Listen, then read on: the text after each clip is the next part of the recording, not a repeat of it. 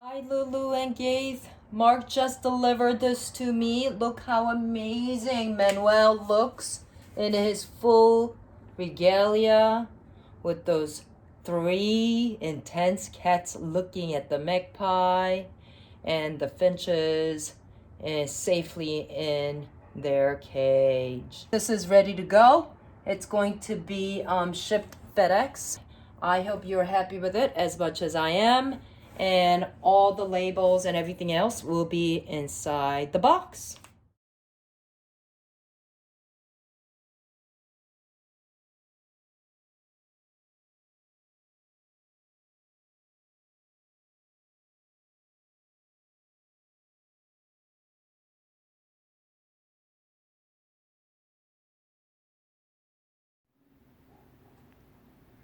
Here are some of the materials that I used to create the copy. This, of course, is my palette. White, two kinds of yellow, and an iron oxide red, which is a very surprisingly strong red. It appears brown, but it's very brilliant. Crimson, which is a different kind of red, obviously. And the main red that I used, which Goya would have used, is this, which is vermilion. You can get a modern approximation of vermilion using modern chemistry, but he would have used crushed cinnabar, mercuric sulfide. And I have some of that here. I was able to source it out, and you can still buy the original stuff. This is how artists of the 19th and older centuries would have made their colors, with a glass muller, a bit of oil, and the powdered pigment. Grind it up until it's a paste, and then you have the color for your palette. Because it featured so prominently in this painting, I decided to use the original stuff for the copy. This is a raw umber, a black, and a blue. Interestingly, Goya was known to sometimes use up to 4 different kinds of black because they all had different properties. These are some of the brushes that I used.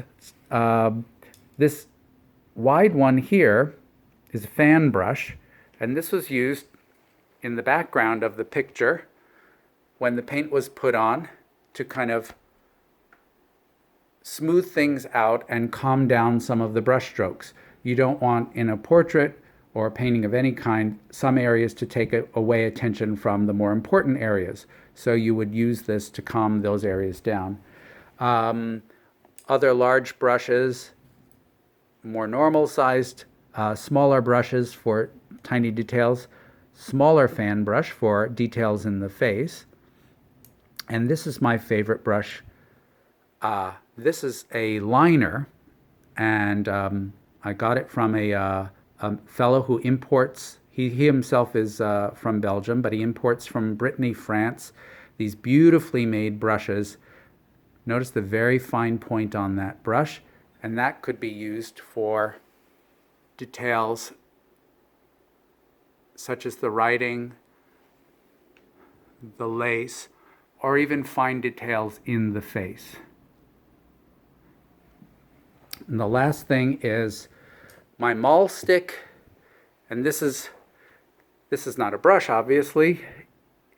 A modern maul stick, it's aluminum, but the old days would have been a wood stick with a ball on the end, hangs off the edge of the painting just so that the artist can lean his wrist on it and not disturb the wet paint while painting very small details.